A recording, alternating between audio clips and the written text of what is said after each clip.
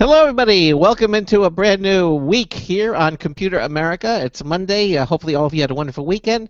This is our little pre-show that we do, and we have a terrific program. In the second hour, we're going to bring to you computer and technology news. That's brought to you by Slimware Utilities. They are the official optimization software of Computer America. And in the first hour, we're going to talk to simple matters about a very simple matter, something called the Ditto, a very interesting little device that will make your your life on your smartphone a lot easier. It's 1 minute until showtime. a terrific little device. We're going to be speaking to the company's director of products and operations, Neil Peganino, is here with us. So sit back, relax as we bring to you 2 hours of the Computer America program.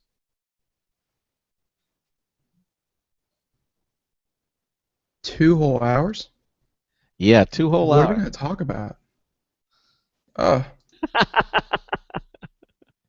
We'll think of something.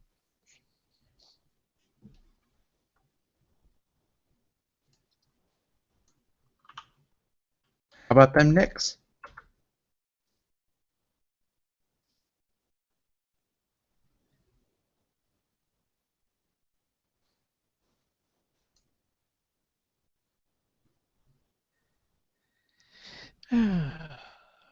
Here we go. Your show will go live in 5 seconds. 4, 3, 2, 1.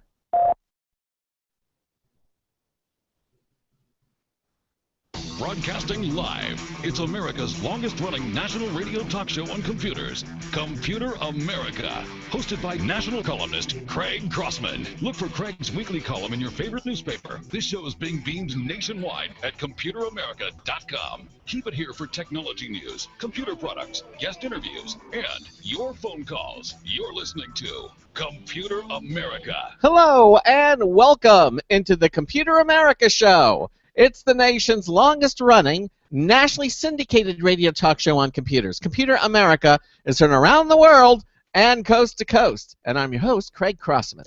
And I'm your co-host, Ben. And it's Monday!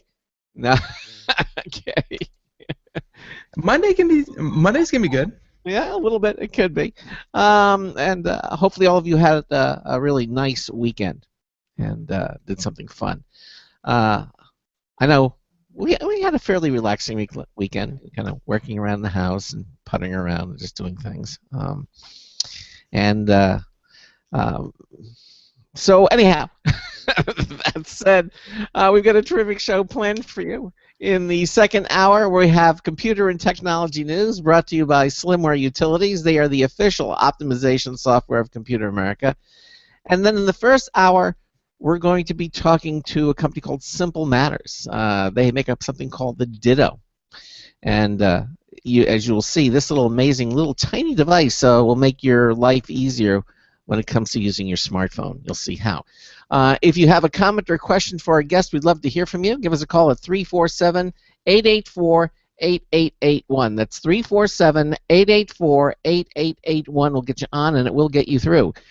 If you don't want to go on the air, but you still have a question, go to ComputerAmerica.com.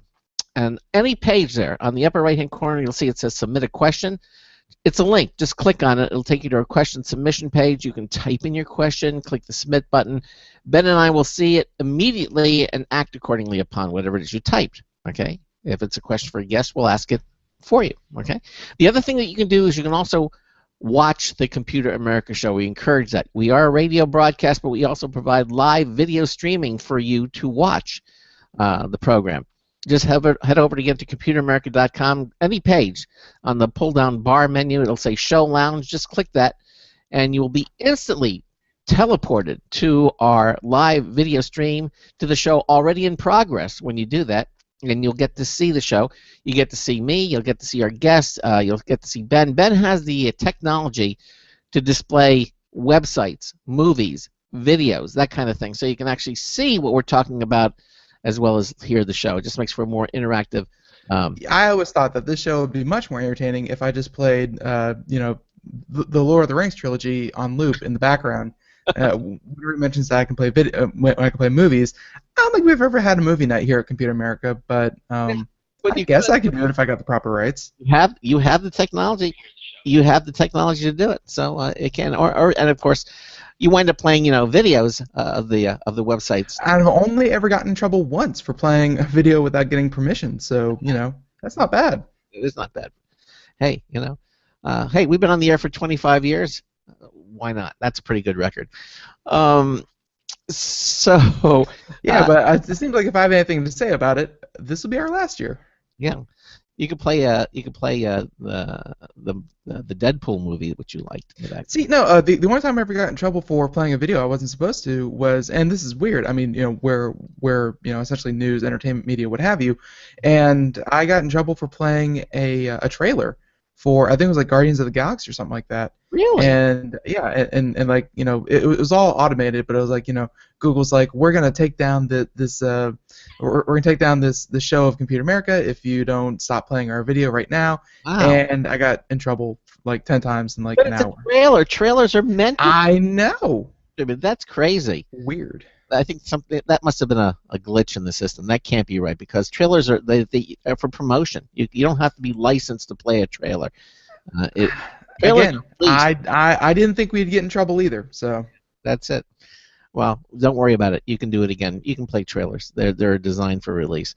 Anyhow, those are the phone numbers. That's how you get in contact with us. Of course, if you miss any portion of the show, you can also you can listen to us live on the Blog Talk Radio Network, on the IRN Radio Network, the TuneIn Radio Network. But if you miss any portion of the show, you can also listen to archives. We have an archive selection at computeramerica.com where you can listen to us on Apple's iTunes. SoundCloud carries our Stitcher. If you have an Amazon Echo now, you can listen to us on the Echo. That's just a recent update. We should mention that as well. Here's the thing. Anything you want to know about our program, Computer America, you will find at the internet home of our radio broadcast, computeramerica.com. So anything else you want to mention before we get started, Ben? No. I think in the spirit of our first guest, I could just kind of say everything again because that's going to be oddly relevant due to their name. All right. Well, there you go. All because right, if I said everything again, it would be Ditto. Yes, that's true. And pun work. Oh yeah. Well, the most complicated form of humor. Deserves a rim shot. Okay. There it is. All right. Fire the rim shot guy. He is so off point. Yeah, he is.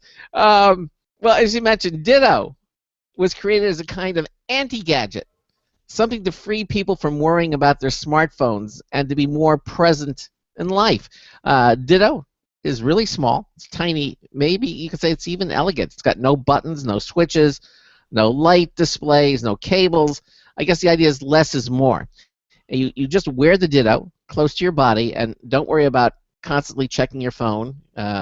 Okay, free yourself from smartphone anxiety, and don't miss out on important calls, important texts or messages. So here to explain how Ditto works is Neil Pecanino, Director of Product and Operations for Simple Matters. Neil, welcome into Computer America. How are you? I'm doing really well. Thank you. Thanks for having us. Oh, our pleasure. Thanks for joining us. Yeah. It's exciting. So, and by the way, I did go back in our records, and yes, you were actually the person I talked to out there at at CES. And he didn't remember you, Ben. Don't take it personally. I mean, we meet with hundreds of people, hundreds of business cards. I know, I don't feel offended at all because being out there, I shook hands with enough people that I swear I came back with an STD. It was hundreds upon hundreds of people that you meet at CES. It's crazy. It really is a good event. Yeah. Oh, great event. We definitely had plenty of Purell around because that is people from all over the world, all over the place, shaking hands. But it's cool, especially the Ditto. You're handing it to people, but. Great event. That's right. It's great meeting you there. When you hand somebody a Ditto, did they walk off with it, or give me that back? More than a couple times that night, people walked away with it. Yeah. Oh no! Come back here. Give me that back. It's not I yours. sent them a little test vibration to remind them that they actually took it. So, tell us a little bit about the company Simple Matters and Ditto. How long has the company been around? And I assume Ditto is your first product, correct? Ditto is the first product. So Simple Matters, the company, the name says it all, really. I mean, simple really does matter. We really care about simplicity. We really care about making products that make your life easier, something that basically takes care of you versus you having to take care of it. And Ditto is the very first product that we've made that does just that. Really beautiful little device. We're very proud of it. We care a lot about it. But Simple Matters has been around for a little over a year, a couple of years now, but really the product is, I look at it from kind of the start of the product, Ditto, and Ditto's been around for a little over a year now. Developed for over a year, but now it's been out since August, and yeah, we're very much a real company. Well, tell us a little bit about yourself and your background, and how did you kind of come into associating yourself with Simple Matters? Yeah, so I think either today or some point this week is actually my 1-year anniversary with the company, so pretty cool. They brought me in almost exactly a year ago to help finish off the development process, so managing the rest of the development. Worked hand in hand with Mark Gurin and Bob Oladort in that process, and we made a product, Ditto. When they brought me in, they already had most of the hardware done. Basically, all the hardware was already done, so they needed some help in managing the final stages of it and getting it ready for the market, which is like getting the app side done, getting the firmware. And is your background more of a technical one or marketing? Or it's actually more of a marketing one. It's more of a business and marketing one. Okay. So that's where I have a lot of passion, but I also really enjoy the technical side as well. I came from Belkin. I was a product manager. Oh, at Belkin. Belkin. Absolutely. Love Belkin. They've been around for a long time. I have so many. Long time. A lot of their products. They've been on the show many times in the past, and a great company. So when you came to Simple Matters, did they already have the Ditto set up, or or did you see it first, or and if you did, what was your initial impressions? And they had working prototypes. By the time they brought me in, they'd already done the Kickstarter campaign, which was very successful. $130,000 raised, over 5,000 units sold in that brief month time period. Wow. So they had working prototypes, and they had essentially fully tooled up, production quality Dittos available. We had not gone through our first production build yet. The first interviews, I was meeting with Mark and looking at the product, and I was immediately impressed. Really? Watching the video, I was impressed with it. I immediately understood how and why someone would want to use the product. It's like you said, it's sort of an anti-gadget. It's not something you show off. It's not something that you can happily show it off. But, it's not something that's going to be flashy, or it's not something that's going to get everyone's attention in the room. It's something that you use because you love its functions and its features and the way it simplifies your life. Now, but I saw it and I immediately loved it, got it. I was amazed by how small it was. I mean, this thing's tiny. It's really tiny. I put it up to my face, and you can kind of tell how small it is. I mean, it's a small little product. Right, and it is. We didn't introduce you guys as this is going to be the iWatch killer, or the Apple Watch killer. It's but no, it's still very, very useful. And by the way, I did happen to find mine. This little thing that's not even the size of my thumb. I guess it vibrated itself right off my desk here. So, it's powerful. I'll give it that. It'll do that from time to time. It'll wake you up in the middle of the night if you leave it on your nightstand next to your head. Right. Believe me. So, but yeah. All right, well, so we'll get to the Ditto in a moment, but let me just, so basically, now when they did the prototype, did they have to go to China to make this, or did you find a place to make it here in the U.S.? I mean, you hear so many different stories. Where did you go to actually have it made? Yeah, it's made in Shenzhen, China, where almost all products are made. At some point in the distant future, it's not unlikely that we could do something here in the U.S., but as of right now, everything's made in China. It's just easier. All the components are there, all the raw materials and things you would need to make a product like this come from that area. So, right. But in terms of actually, it's truly a very simple product. So it's not unrealistic that it could come here at some point. Okay. Well, it is. It's very, very small. And now the concept for the Ditto. What was your founder, your CEO, basically, did he fall prey to phantom vibration one too many times? It's like, there's got to be a better way. How did the idea come about? So it's interesting. It was done before me, of course, but the original inspiration came up with the co-founders trying to get hold of their wives and their phones. their phones were either on their desks or in their bags, and they couldn't get a hold of them. So they thought, well, why can't we do something that sort of bridges the gap between having to have your phone right on you or in your pocket or on your desk or right in front of you at all times? And that's where sort of the conception of Ditto came from. So Mark Gurr and Bob Oladort worked together to come up with this concept, and they quickly started developing it. It was pretty cool. So really, the pain point that inspired the product was not being able to get a hold of their wives. So yeah, it's pretty I cool. always when I'm getting ready to leave the house, I say, "Hey, honey, do you have your phone with you?" It's because sometimes it'll just be left on the desk, and and then it goes to voicemail. So there is that frustration. So all right, so basically we understand the motivation behind it. Why don't we talk a little bit about the Ditto itself? Why don't you, in your own words, kind of describe to our listeners exactly what Ditto is and what it does? Yeah, so Ditto is a very simple notification device. If I'm just going to put it in the most simple terms possible, if you took an Apple Watch or a Samsung Gear or any of the best smartwatches out there, and you basically squeeze it of all its best features, and you put it in a $39 package that's waterproof, that you don't have to charge, that literally just takes care of itself. You wake up in the morning, clip it on, throw it in your pocket, and go about your day. Hold up the camera so we can take a look at it. Now, you see it's right there, but if you're watching our live video, here's a perfect seat. It just fits right in there.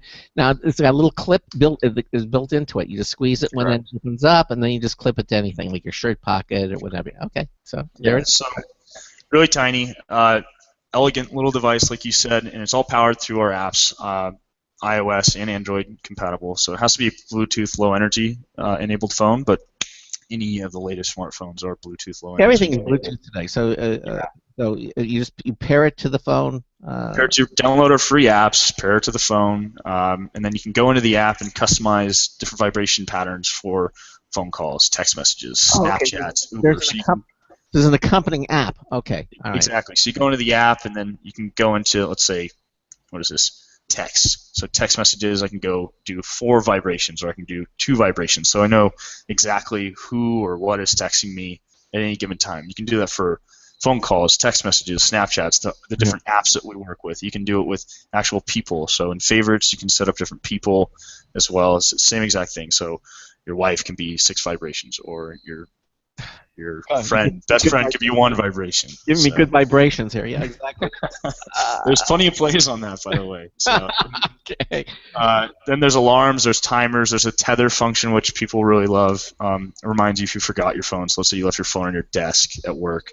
You walk out of the room, and your Ditto will vibrate, letting you know, hey, you forgot your phone. Go get it. Oh, that's very nice. That's also very useful. So it'll actually let you know if you forgot your phone. Exactly. Okay, and another really great feature, something I'm proud of. We worked really hard on this. There's a feature in here that allows us to update the firmware. Ditto is completely updatable, so no matter what happens on iOS and Android platforms, we can always come out with updates that make sure that the Ditto works, which is pretty unique for a product at the $39 price point. We provide the best support possible, which I think is actually very good support. We've been getting a lot of really good responses on our support. So basically, we can add new features to it. We can do total overhauls and changes. We can update new firmware things, do new app releases, and make sure that this $39 product that is super simple and takes care of you is up to date and cool and current and something that you want to continue to use. Yeah, no, well, we're watching the video now. Actually, we're seeing Bob Oladort here, and he's showing it, putting it in his pocket. So the video from the website, if you're watching the live video streaming, here's a woman clipping it on somebody's nose. But basically, and as the video is demonstrating, really you can put it in pretty discreet places that you have it there on your shirt. I mean, women were putting it on their bra strap, and guys are putting it like on their belt loop and things like that. I mean, really, it's something that can be completely out of sight and still give you all the information.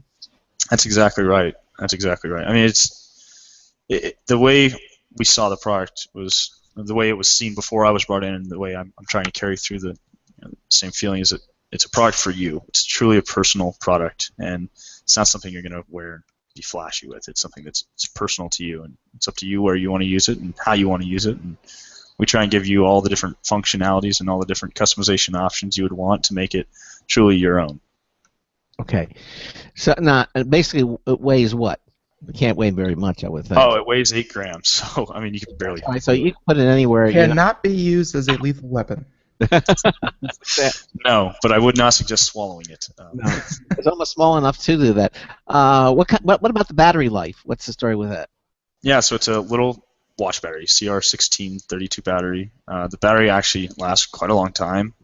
Depends on how much you use it, right? So it can last anywhere from 3 to up to 6 months. There's actually, at the same event, a lady came up to me who I'd given a unit to all the way back in June, and this is now in January, and she'd been using the exact same Ditto, exact same battery for that entire time, and it was still working. So it can last even longer than 6 months, depending on how many phone calls and text messages and emails, depending on how you have it set up. So on average, I say 3 to 6 months. Now, do you get any kind of a warning when the battery is going low, or is it an indication of some sort? Absolutely. So it's all powered through our app. So what happens if you get down to 20%, you get down to 10%, we send you a link. We send you a little notice inside the app saying, hey, your battery's getting low. Here's a link to Amazon to buy new batteries on Amazon Prime. So you can do that, and anyone who writes into us, though, we typically take care of them on batteries. It's easy for us to send them a battery. So if you have a low battery, Ditto, let us know. We'll probably just send you a battery. We like taking care of our users. So. Well, that's nice, Hold me to it. Hold me to it. Well, I'm going on record saying if you really need a battery, you can send just me an email. Hey, we saw you on Computer America offering us a free battery, So.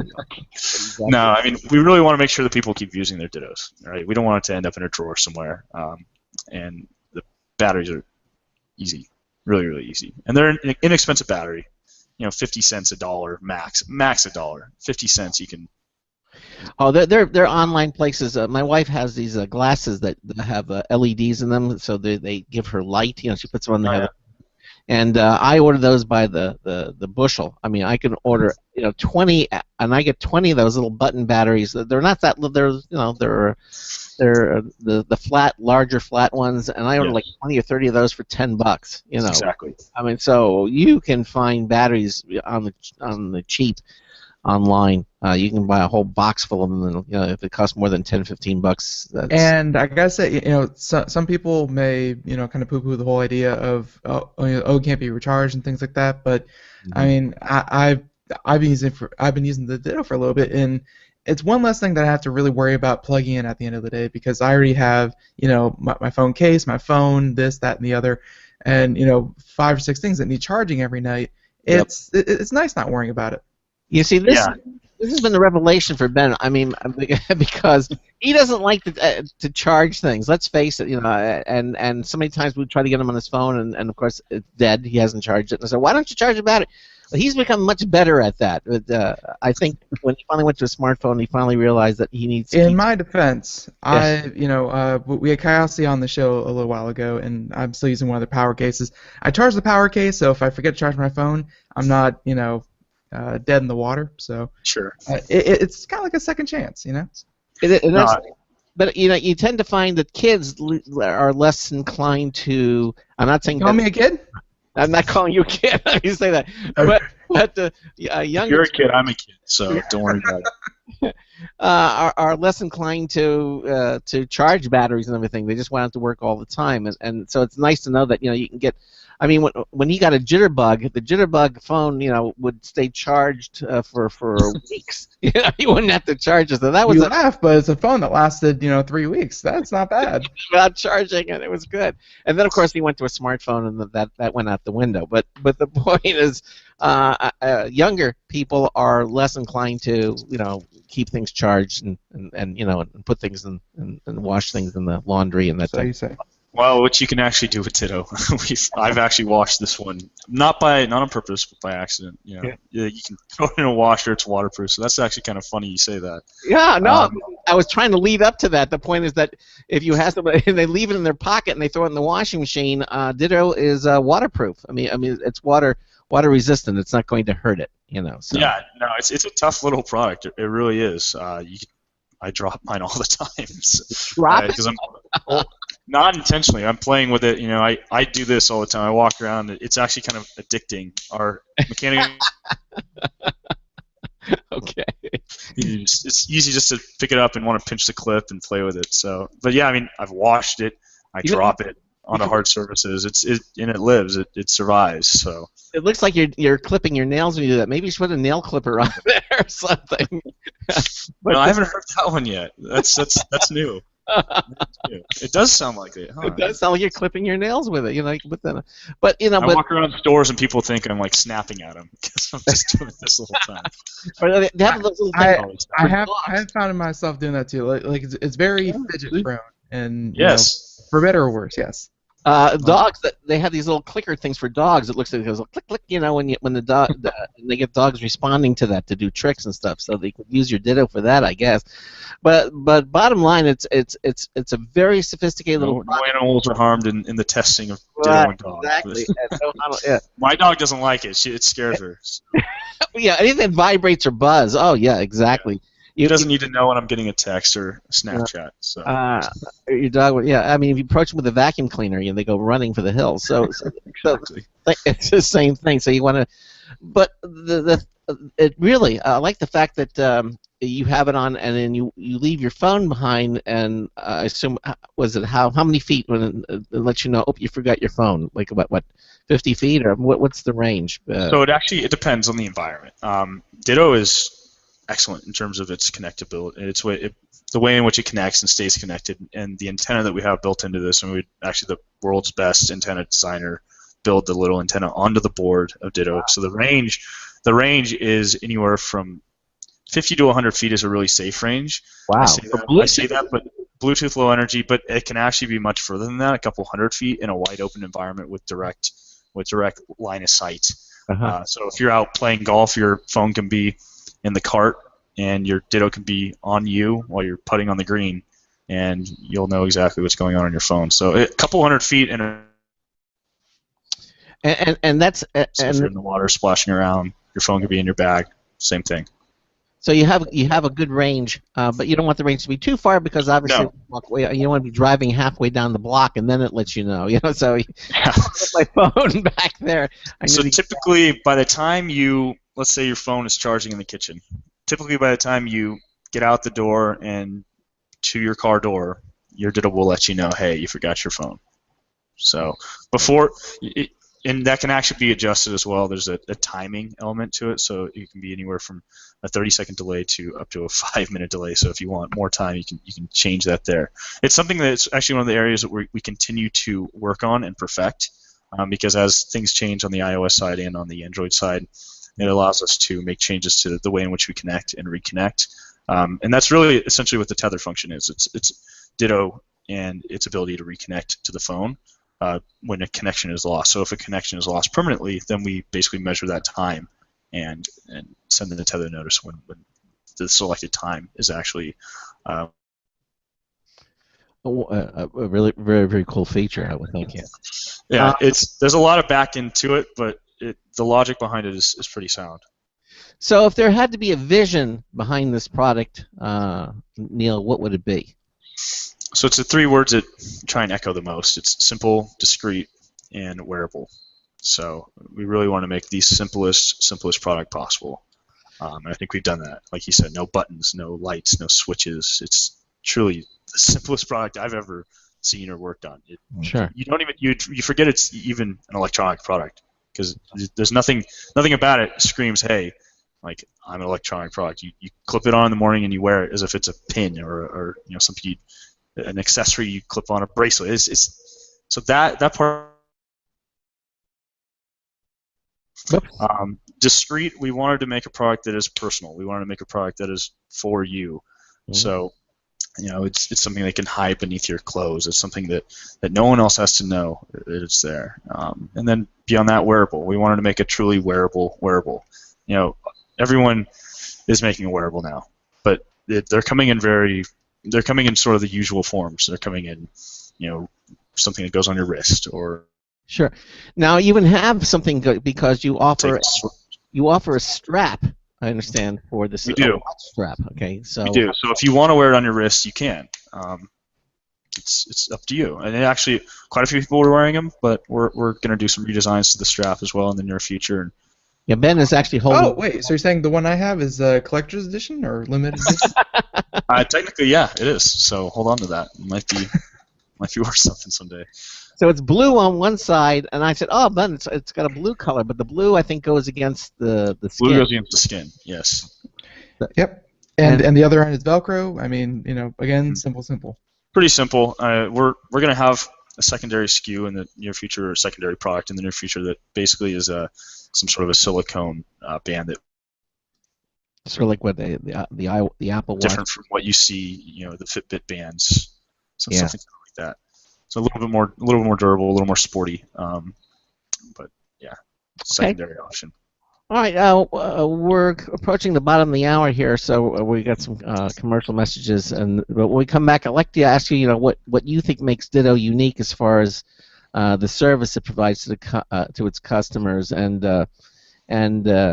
if you feel that you have some sort of a competitive advantage in the marketplace as it is today. Okay, Neil? Absolutely.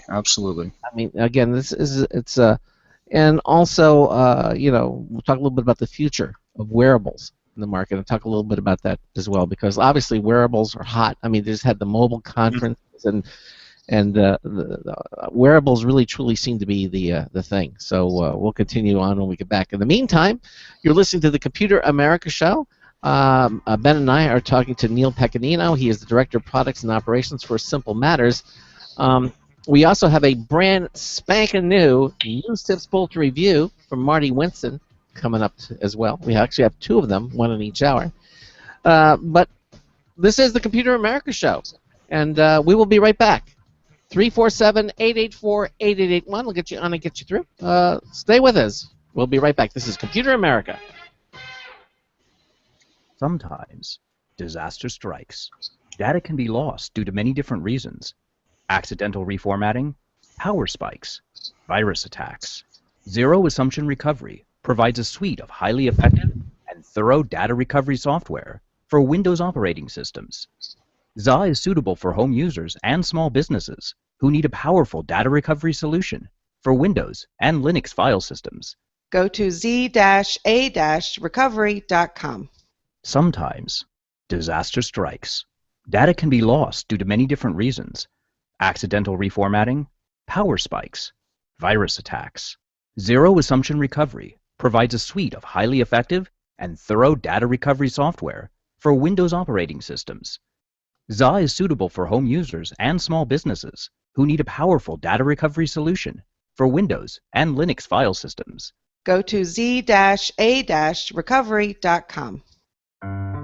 Hi, this is Craig Crossman, host of the Computer America Show. You have important meetings to schedule. Your company's getting ready for its IPO, and you're in charge of the PTA fundraiser this month. So how do you coordinate everyone to be available at the same time? Are you still using emails, phone calls, even text messages to schedule meetings with a group of people? How's that working out for you? Not so great, huh? It's a fact that every day, millions of people suffer from scheduling headaches. Well, with Doodle, scheduling meetings with a group of people is quick and easy. With Doodle, you can easily propose available times to each member. Each one checks off the times that they are available, and then you simply pick the time that works best for the group, all in an easy-to-read display that integrates with your existing calendar. Nothing could be more simple. Give Doodle a try for free, and like millions of Doodle users, you'll truly see how easy it is to find the perfect date and time for all your meetings. That's www.doodle.com.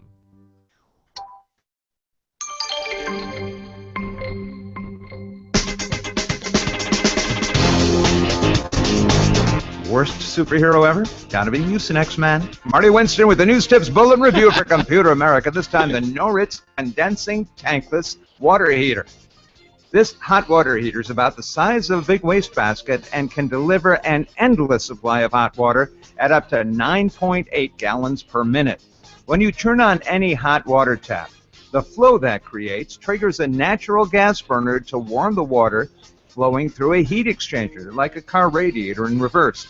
So it's hot water you're setting between 100 and 140 degrees Fahrenheit, entering the pipes without any need to store and keep heating a tank full. In a condensing model like ours, the cold water feed is routed to pick up what would otherwise be waste heat at the flue. for a bonus bump in fuel efficiency. Bottom line, with this Noritz condensing tankless water heater, we can get endless hot water without taking a bath on the gas bill. Marty Winston, News Tips Bulletin for Computer America. Welcome back to the Computer America show, and yes, Mucinex Man. See, I was never really a fan of Captain Hindsight of South Park fame. That'd probably be my worst superhero. But you know, so yeah, welcome back to the Computer America show. That was a brand new News Tip Bulletin review. You'll be hearing that one all week. You know, Marty Winston always reviews great products, and yeah, we always thank him for those. But here in the first hour of the show, we are talking to Simple Matters to make a product called Ditto, and we are talking to Neil, and yeah, we're just about to get into you know, some of the advantages they have in the market. But I will say, you know, because I was lucky enough to get my hands on one of these out at CES, I have been using it for a little while, and you know, unsolicited, of course. You guys haven't paid me yet, but I gotta say that just having this thing, it's much harder to miss a phone call, unfortunately, because sometimes I don't want to talk to people. But you know, sometimes you pull your phone out of your pocket and you have, like, you know, 6 phone calls, usually by your coworker, Craig, who, you know, tries calling you a bunch of times. Well, and I gotta say, you know, between texts that sometimes don't activate for some reason, or phone calls and whatnot, or updates on social media, like, it's much easier to keep track of it when you have this thing around your wrist. It kind of takes the guesswork, and it kind of lets you know that, hey, you know, that was a social media update. Hey, you know, you can, you know, ignore that for 5-10 minutes. But if it's a phone call, you can tell that too immediately just by the way it vibrates, and you can get to that right away. I mean, it's made this whole having a phone thing just more convenient.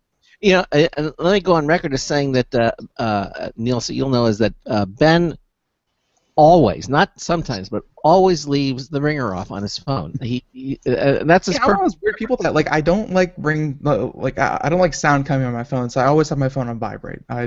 Which is do fine. not like sound. It's very common.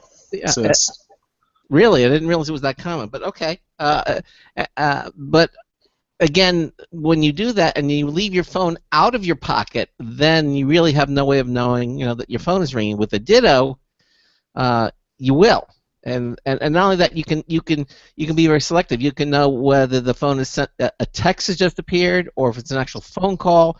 By the way, and I have a couple people set up to even know who called. You know, if it's a certain set of people, I know who called me instead of just it was a phone call.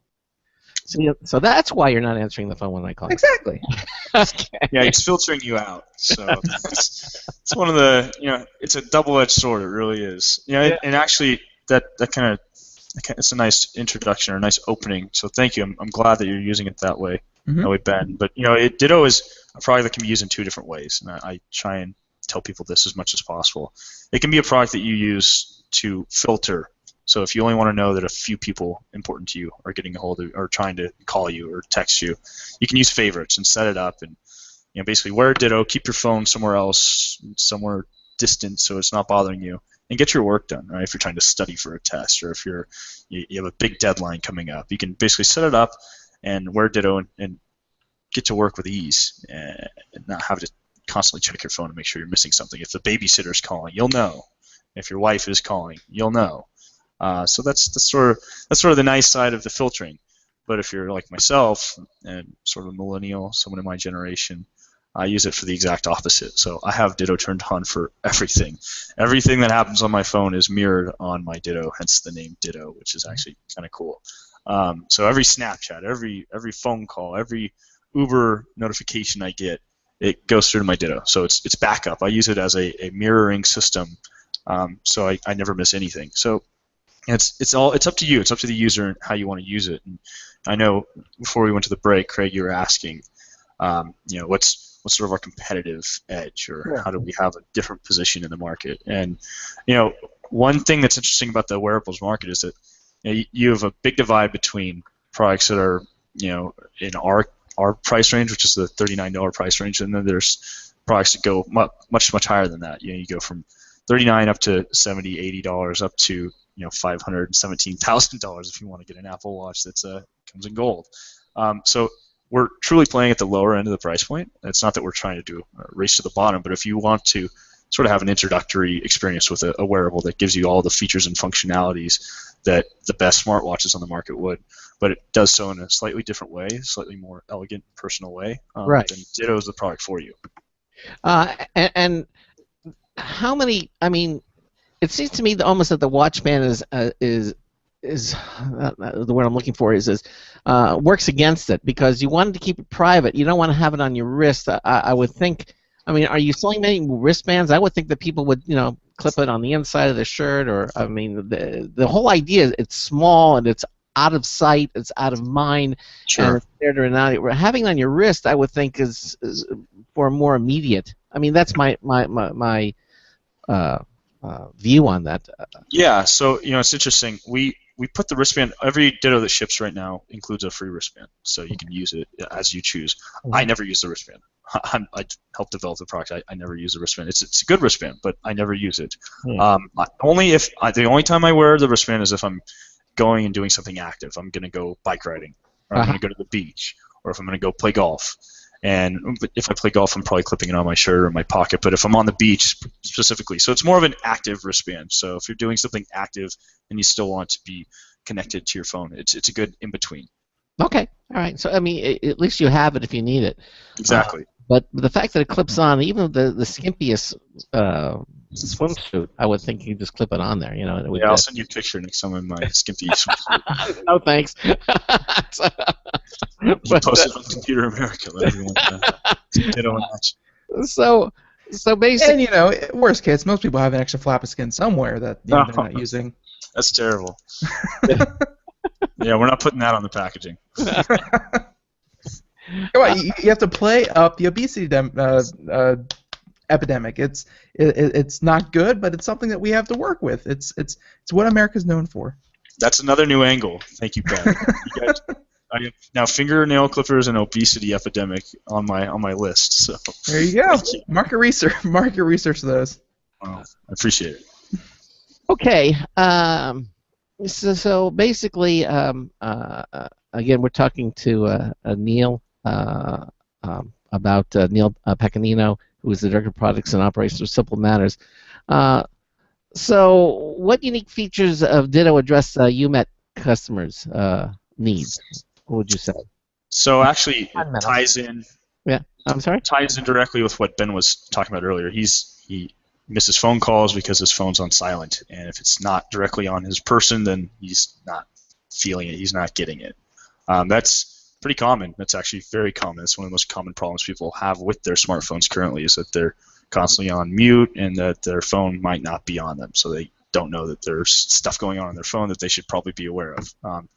The biggest problem that it solves is women that are separated from their phone's in their bag, or it's just not directly on them, or really active people that are constantly running around and hey, they don't have their phone on them, or they want to use it as a filter. Yeah, I've always wondered about it, because when a woman has the phone in their bag, the vibration is certainly not strong enough for them to feel it, and No. so you need to have something physically contacting you, and so this is so tiny and so small they could have the phone in their bag and have it on vibrate, and then or in silent for that matter, and then they'll still know that the call is coming through. So that is a wonderful advantage. Yeah. For a device like this. Yeah. A group that's been using the product and loving it, and I'm very passionate about it, is people in the deaf user base out there that initially when we developed the product we didn't even consider, we didn't really think about it, but we've been getting constant notes almost every day of new users in the deaf and hard of hearing community that are using it, and it's really improving their life because they can't hear their phones. So if you're hearing challenged, you can certainly use this. This will make I guess either I would think audio and visually. I mean, if you're blind, you're visually challenged. You usually rely on the ringtone, but if you're in a place where you really can't, have the phone ringing, and I think that this really is a viable alternative. It makes a lot of sense. Absolutely. Having something like this. So So for accessibility applications, the Ditto. So at a price point where we're not, I think one of our competitive advantages is we're also at a $39 price point, right? Anyone can go buy a Ditto in theory. Literally, I mean, it's sort of like it's right up there with the Chromecast from Google. You know, it was like $35 or something. Yeah, it was. That's right. It's in a price range where it's affordable, it's easily accessible, and certainly fulfills. Are you saying, Craig, that because the Ditto is all about vibrations, it's a pulse purchase? It's an impulse purchase, yes. I like that. Do you mind if I use it? Go for it. I want that. He's got so many of our guests' ideas, and he doesn't get a single penny for it. You know, it's just. I don't care. Okay. I'm from the new age where ideas are free. I mean, you know. There you Whatever. go. Take it. So, all right. So now, this is going to be available in stores, online. It's available now. Yeah. So we launched in August. In August, we shipped out all 5,000 Kickstarter units. So those are all out. People are using them, and we're currently on Amazon. We're in Target, a couple hundred Target stores, and you'll be seeing us more and more. But Amazon's probably the best place to find it, as well as our own company page, simplematters.com. You've ever seen it in places like Best Buy, that type of thing, electronics to stores? There's a lot of really good things that we're doing, a lot of movement we're getting. So everywhere you would expect to see it. I would say you should work some sort of a deal where you pair up with with a wireless carrier or something, and then kind of talk to them about doing some. Can't sort of, say anything. That's what I'm saying. Absolutely. That's an angle we've looked at, and it makes sense. It really makes sense. It's a great add-on. Yeah, I would think so, and I could see it coming out with their version with the logo, with the wireless carrier's logo on it. You know, so.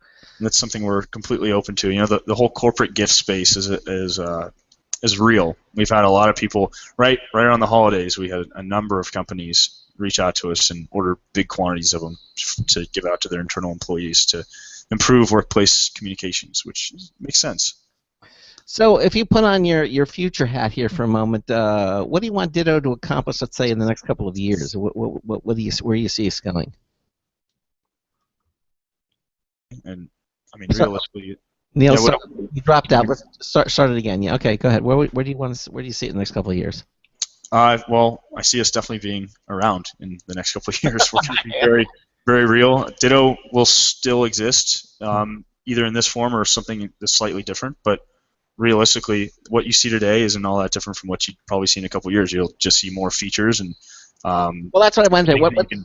What features do you? I mean, you know, kind of blue sky here. What would you like to see? Like voice or anything? Well, I can tell you what we're doing right now with this Ditto. We are doing an update to the app, doing a total rehaul of the app in some forms. It's not what we're doing right this second, but we're doing it in the very near future, adding compatibility with ton. We're going to give more customization options for the vibration patterns, and you know, really, we're going to have a family of products. I can't tell you exactly what's on the roadmap, but we're going to have products that tie in with the company, Simple Matters, products that do make your life simpler, you know, just sort of tie in, and they'll all be sort of connected products, sort of products that are powered through this. You know, this is the most powerful. Yeah, it's the ultimate tool, and anything that connects with the phone, app-controlled, app-enabled devices. That's sort of the space that we want to play in, and we want to deliver the easiest, simplest solutions for people. So, are you going to stay basically in the wearables market? Is that your target market for Ditto? For Ditto, yes. For the next product, it could be a number of different things. So, I really wish I could tell you more about exactly what we're. I could see a line of of jewelry for women. You know, earrings that will that are Bluetooth enabled. That would vibrate. There's a number of them out there. Ring, a ring or something, that has it built into it. You know, that type. Yeah, much higher price point though. I mean, much higher price. Yeah, I understand, but or maybe a little modular. We want to be mass market. We want people to be able to pick it up. Anyone to pick it up and use it. Yeah. Well, that's it. Or you can make a little plastic ring or plastic earrings or something. I don't know. You know. Or, plastic Ditto. We could make a Nah, I don't know. Exactly. I don't know. All these are now again. The product sells for $39, and what comes in the box? I can hold the box up again, or let's just see it. Yeah, absolutely. So obviously it comes with your Ditto. It comes with everything you need to get started. It comes with a battery. It comes with the wristband included. And yeah, it's fully functional. Everything right out of the box, exactly how you'd want it. So now it comes in 2 colors. Comes in actually 3 different colors. I'll show you. 3 colors. Oh, okay, I thought it was just 3. black and white. Well, Yeah. I don't know. Do you consider black, white, and clear are these colors? Well, actually, you have a clear version too. Yeah, That's clear version. cool. So if you actually want to see what's going on inside, you get a Exactly. I love the clear. I usually use a clear one, but I've been going to different meetings, so I've been wearing the black one. But yeah, the clear is very cool. You can see all the different components in it. Yeah, exactly. You can see the little antenna. Yeah, little antenna. Yeah, you can see the little antenna that's etched onto the board, and it's very cool. All It's right. a great conversation starter. Yeah. He said, "What is that?"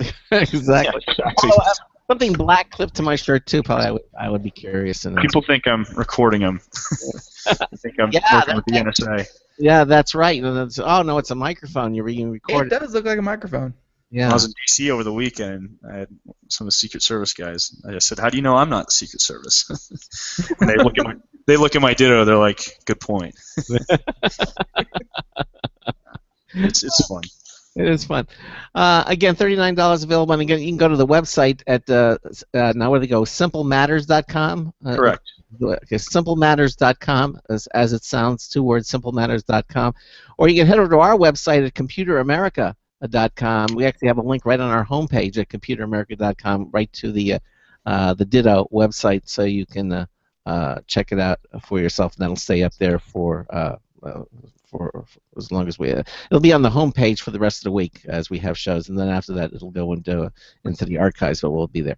But you can check it out again and see if this is something that's right for you. I can't see why it wouldn't be. I mean, it's just more connectivity to your phone. As you say, it's $39. It's not a big deal. It doesn't cost a lot of money, and they're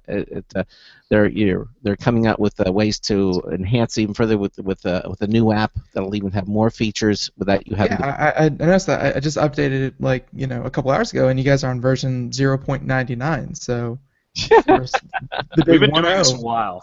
Right. So, I'm telling you, we're working every day trying to make this thing better. So, and right. we have the best quality talent in the world. I mean, we have the industrial designers. The same guy did all the Google Nest products. The mechanical engineer did all the Beats headphones. Very nice. All the firmware and software is done by world-class groups that have made tons of stuff for 30, 40 years. So we're very real to making this thing a huge success. So what you see today, hopefully, a view of a beautiful skyline in the future. Well, what we'll do is, as newer things come up, or we shall always have you back on the show, and you can let us know what you're doing, and certainly we'll do that. Listen, I want to thank you for being here on the program and telling us about the Ditto. Again, as it sounds, DITTO, and again, you can check them out at simplematters.com. It's available now online or Target stores, $39. Available in 3 different colors, black, white, and clear, and it truly allows you to stay connected, because not only to your phone, but you can tell the kind of messages you're getting. If you're getting text, you can tell that as well. You can tie it into your favorites. Only let the people that matter come through on your Ditto. Let you know. I mean, it'll just expand the usability of your smartphone, which is probably one of the most important devices that you are carrying around now, to just increase that. I love the fact that it'll go off if you forget your smartphone. I don't know. In this day and age, I don't know how you can forget your smartphone. I mean, it's more. It happens. It's more important all the time. It's more important than keys now. You leave your keys. But I guess it does. And of course, if you're wearing a Ditto, it's going to let you know that you forgot your smartphone. Go back and get it. Neil, thank you so much for being with us here on Computer America. It was a lot of fun. Craig, Ben, thank you very much. It was great. I'd love to be back. Absolutely, and I'm sure we'll have you back. And we'll keep in touch with us, okay? Absolutely. Thanks so much. Thank you. Bye-bye. Thanks again. Bye. Bye. Bye. All right, there you go. Again, it's called Simple Matters. It's called the Ditto. You can check it out. Ah, yes, the dodo. Ditto. There you Not go. Ditto. The Ditto. That you can check out all of the things that it does there, and you can get it, as I said, online. It is available, and Ben has had one now for some times, and he recommends that you get it, and I would agree with him. It's Like it doesn't have to have all the moral quandaries of getting an Apple Watch. It doesn't, or a Samsung Gear or whatever. It's just $39, and if you find yourself not keeping track of your phone that often, this is something that can help, and it's it's a simple solution, and there are so few simple solutions in the tech world lately. Yeah. Because everyone wants to make things complicated. Everyone wants to make things do more than they probably should. Yeah. Why does it seem to be that way? Because they can. Because they see these sensors. They see Wi-Fi. They see Bluetooth. They see atmospheric sensors. They see not gyroscopes, accelerometers. They see all these different gadgets that they can for very, very cheaply squeeze into a device. And hey, why not do it, they say. But at some point you got to say, why does someone need an accelerometer in, I don't know, their shoes? It just doesn't matter. Well, you've been using it now. I mean, and you like it, right? You would recommend it to people? For people who can't keep track of their phone messages, like, again, we talk about this where I keep mine on silent. If you find yourself always missing calls, or you find yourself not getting those text messages until an hour or two after that you get those text messages, and just find yourself really bad with communication. I mean, you can even set this thing up to give you notifications. Have the notification that you just got a new email, have that notification on your phone, and then you can set up through the Ditto that whenever your phone gets that notification, you'll get a vibration, as in a notification for a notification, and you'll be able to get those emails even faster. I mean, if you find yourself just not very responsive, this is definitely something that'll help you be responsive. Right. Well, we have a news and technology stories coming up in the next hour as well, and some of them are, again, extremely interesting. Whoa! HP is getting back. There you go. Again. Sorry, I maker in I, the U.S. I see it. Close it down. I have to. HP Yeah, I have to. You just have to close it down, Craig. There you go. I close it down. All right then. So, but the thing is, Here's the hint. Next hour, we will be talking about HP and their new phone. Yes, we will. As per that video, it has alluded to. Yes, exactly. Also, the Vive headset pre-orders kicking off for $799. Will be shipping in April. These stories and more. We have will your next pet be a robotic cat? I mean, you think about it. All the robots have been dogs. There was Sony Aibo. There's been all these dog. Evidently, someone said, it's time for a robotic cat. We just had a company that was on talking about their robotic dog, didn't we?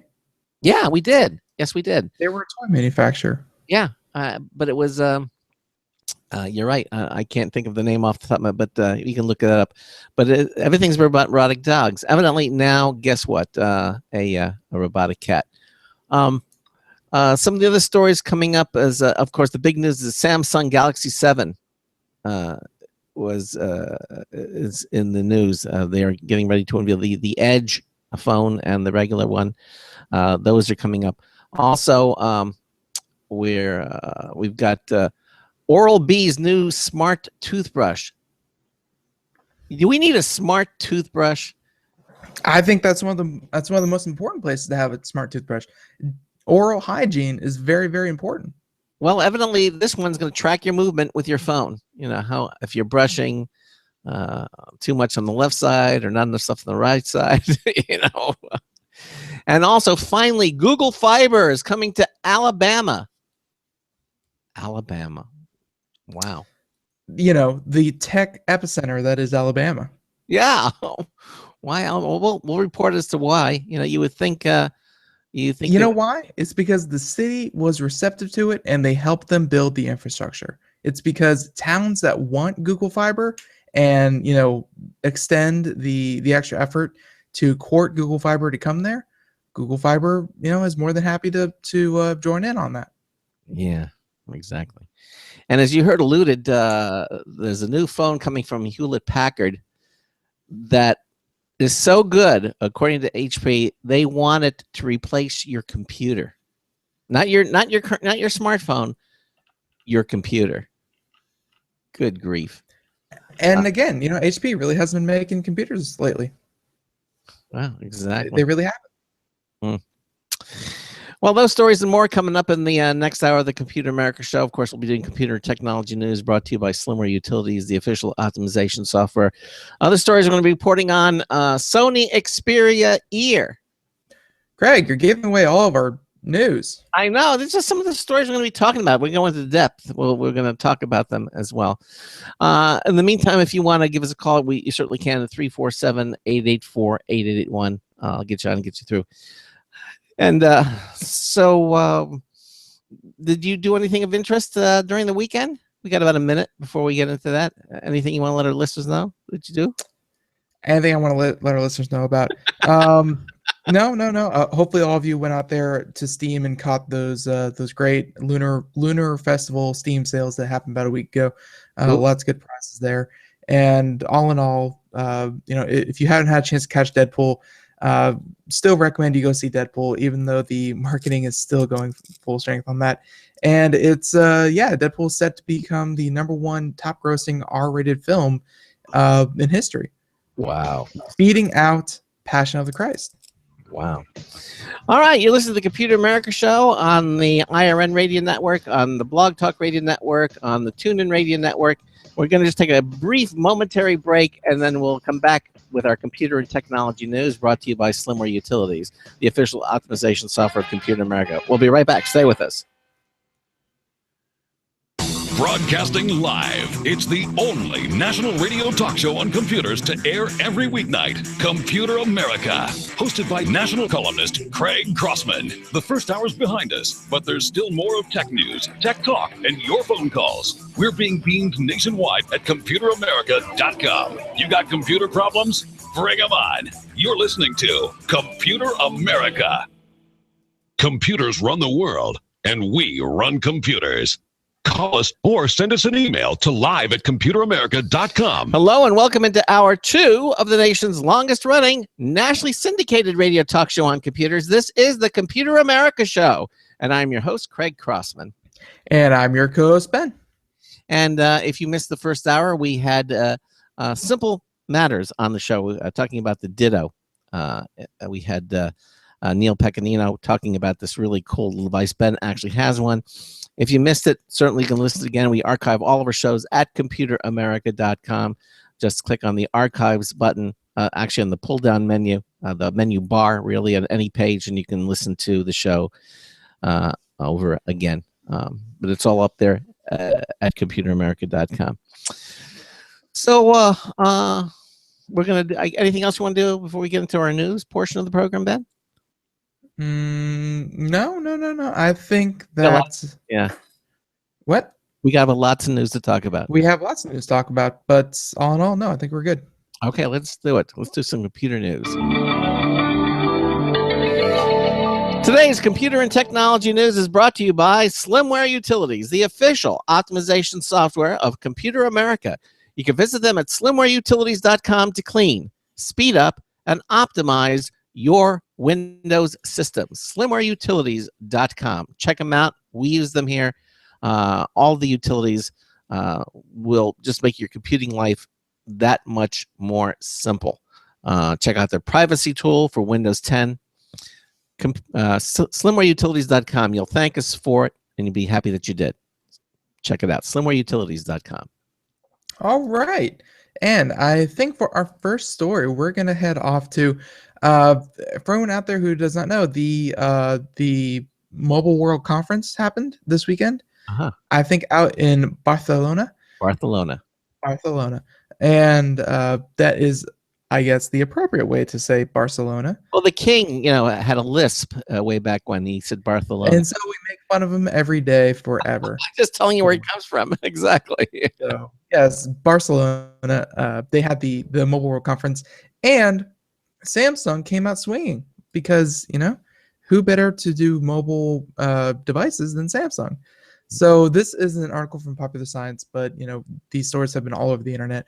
And, this is Samsung Galaxy S7 announced in virtual reality during Mobile World Conference 2016, along with the new Gear 360 camera and more.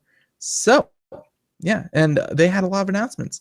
So Samsung is known for putting on a show during its press conference events, announcing new devices. And from Broadway shows to special celebrity guests, the South Korean company isn't too proud to go the outlandish route and build buzz. So here, they decided by using the Gear VR headset, which is their virtual reality headset, to hold its Galaxy S7 release announcement in virtual reality. Yes, wow. They held their press conference in virtual reality. That's cool. That's pretty cool. So yeah, the event took place in the physical world earlier today in the Mobile World Conference Tech Show in Barcelona, Spain. So yeah, the Samsung Galaxy S7 is the 2016 update to the flagship phone that we all know and love. While many handset manufacturers create Android devices, Samsung products are lauded as the iPhone's biggest hardware competitor. And today, for the first time of the year, the flagship Galaxy S lineup saw an update.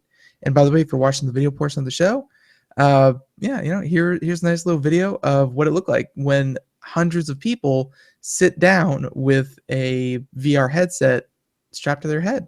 We can't see it. You don't have your website selected. Right, I don't. But now you do. And it's kind of creepy. In fact, there was actually a photo. Let me see if I can pull it up here. I don't know if you saw this one, Craig, but there was a photo of Mark Zuckerberg at this conference showing off VR. We're just gonna pull that one up real quick. This was another story, but it's very, very cool. And yeah, it's this photo right here where it kind of shows a group of people, and by a group of people, I mean about a couple hundred people sitting down with Mark Zuckerberg, walking the aisle as everyone kind of stares off into the abyss that is virtual reality. And the internet kind of blew up at this, and how dystopian like the whole photo gave off a very dystopian vibe. Are you getting that, Craig? I'm looking at it. I'm saying it here. Well, look, he's a popular. He's an icon in the tech industry, and so what better person to have? Well, no, it's not Mark Zuckerberg. That is the dystopian part. It's everyone sitting down with machines strapped to their face as their rich multi-billionaire overlord walks past them, smiling mischievously as they all see what he wants them to see instead of what they can actually see. It looks it looks like the Matrix all over again. It gave people chills. It was very chilling to what it was, but it's just a photo and what people kind of felt about that. But back to the Galaxy S7. So most notable about the Samsung Galaxy S7 press conference were the Gear VR headsets attached to each seat. A tutorial of how to use the VR helmet appeared on the main screen, and after Samsung President Mobile Communication DJ Ko left the stage, the prompt for attendees to put on the Gear VR headsets filled the room. So, and of course, the Galaxy S7 was introduced in VR. The phone filled the virtual room inside the headset with oohs and ahs, filled the actual one. The prompt to remove the VR headset had the crowd very audibly disappointed, the exact opposite of when Mark Zuckerberg showed up earlier. So, they said that the virtual reality portion lasted about 5 minutes, but Samsung had audience members' entire virtual reality once more for the demo of its 360-degree camera. And, we're not going to get into every little thing in this article, but they did show off their new 360-degree camera that they're going to be selling, which is called the Gear 360. And and it's new cases for the Galaxy S7 and other accessories for its users. So with the 360-degree camera, they're able to sell these in conjunction with their Gear VR headset, so Yeah. people can then make and shoot content for virtual reality. And we've already seen content like this already popping up on YouTube, where they have the 360-degree video YouTube videos. So yeah, it's and I think we're gonna leave it off there. But the Galaxy S7 and the S7 Edge hit stores March 11th and will be available for pre-order in a matter of days. Yeah. And again, it looks like a very, very cool phone. It really does. Yeah, and just looking at the specs here, I mean, 3,000 milliamp battery life, or 3,600 for the Edge, means I have the iPhone 5s. Craig, I don't know what the 6s is, but the 5s is only 2,400. I want to say. Yeah. Megaamps. So the battery life of this new phone is of Samsung's new phone is pretty top tier, as well as a lot of its cameras and stuff like that. In fact, its camera actually has 2 cameras. We're going to be talking about that story a little bit later, but the camera built into the Samsung Galaxy S7 actually has really the best camera on the market. It's like anything else, but Samsung and Apple are battling head to head. Samsung's going to come with theirs, and then in September we'll see the iPhone 7, and they're going to have their own new things. But it's not just better in the fact that, oh look, it has more megapixels. No. Like this new camera, I'm gonna wait till we get into the features of it. But Samsung, at least with their virtual reality, with this and with that, it seems like they're really trying to explore new areas where phones can go. I agree. I mean, they also supposedly there was an awful hump that was in the back of the Samsung S6. So they're getting rid of that with the S7. They've actually gotten rid of that. As you say, we'll get to the story. We'll get into more of the features. But yeah, I mean, if you're a fan, or not even a fan, but if you're looking for an alternative phone, check out what Samsung is offering, because they really do have some amazing products. They really do some cutting edge things. Now, this next story I want to do because I couldn't believe it when I read it. And let me just say that I don't want to be, an alarmist, but when you read this, it's just amazing. This is from a publication called Science Alert. Ben found this, and the headline reads: "New Alzheimer's treatment fully restores memory function." That sounds like an alarmist title. Yeah, let me read that again. New Alzheimer's treatment fully restores memory function. Now, the subtitle on this is by a person called Beck Crew. It's from Science Alert. It says, of the mice that received the treatment, 75% of the mice that were treated got their memory function back, their full memory function back. Now, this is again from Australian researchers who have come up with a non-invasive ultrasound technology. So this is not even surgery. This is just not even taking a medicine. It's non-invasive, and it's ultrasound technology that supposedly clears the brain of neurotoxic amyloid plaques, which is the culprit for Alzheimer's. These are the structures that are responsible for the memory loss and a decline in cognitive function in Alzheimer's patients. This ultrasound, non-invasive technology, claims to dissolve these plaques in the brain and restore memory functions.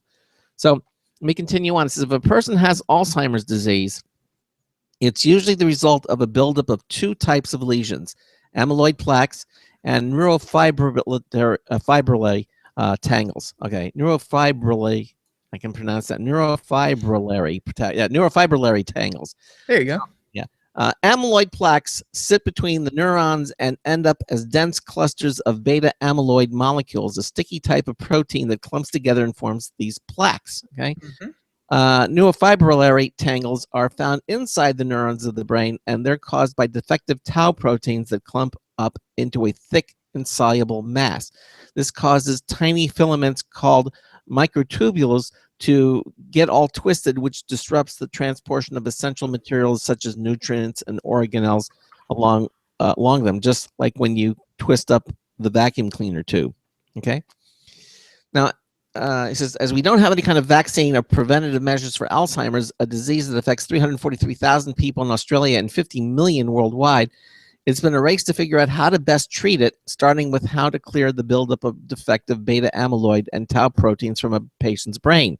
Now, a team from Queensland Brain Institute at the University of Queensland have come up with a pretty promising solution for removing the former, the plaque. The team describes the technique as using a particular type of ultrasound called a focused therapeutic ultrasound, which non-invasively beams sound waves into the brain tissues.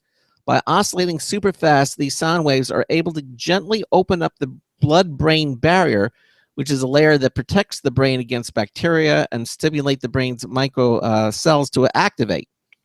Microglia cells are basically waste removal cells, so they're able to clear out the toxic beta amyloid clumps that are responsible for the worst symptoms of Alzheimer's. The team reports fully restoring the memory function of 75% of the mice they tested it on, with zero damage to the surrounding brain tissue. They found that the treated mice displayed improved performance in 3 memory tasks: a maze, a test to get them to recognize new objects, and one to get them to remember the places they should avoid. There's a quote here. It says, "We are extremely excited by this innovation of treating Alzheimer's without using drug therapeutics." Okay. The word breakthrough is often misused, he says, but in this case, I think this really does fundamentally change our understanding of how to treat Alzheimer's, and I foresee a great future for this approach. Now, the team says they're planning on starting trials with higher animal models, such as sheep, and hope to get to the human trials underway by 2017. So they actually did an ABC radio interview. This is, to me, is incredibly exciting. Holy mackerel, can you imagine?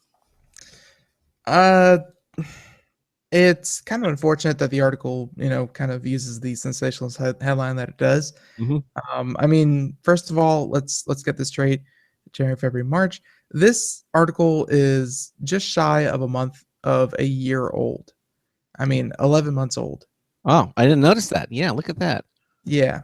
And they didn't really do the caveat of saying that they've only done this on mice, and what translates from one species to another is very, very rare. I mean, don't get me wrong, it's definitely cool to see a physical treatment rather than a medicinal treatment. This isn't a supplement, this isn't a drug, this isn't anything like that. This is ultrasound essentially used on the brain, which then can be used to break up plaque in the brain. So having a physical treatment means that this is probably going to be much more effective from one species to another. Yeah, exactly. But again, I really want to see what phase 1 trials do, because if this can work, I can definitely see this happening to a lot of people.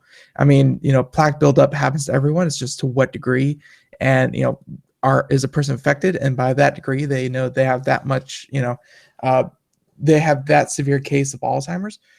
But it's a year old, and I hate to use this because Craig uses so much, but we'll have to wait and see. Yeah, exactly. But I'm surprised this hasn't made more news. It did. I actually remember something about this, and this actually made circulations when it first came out, but it just got another round of interest.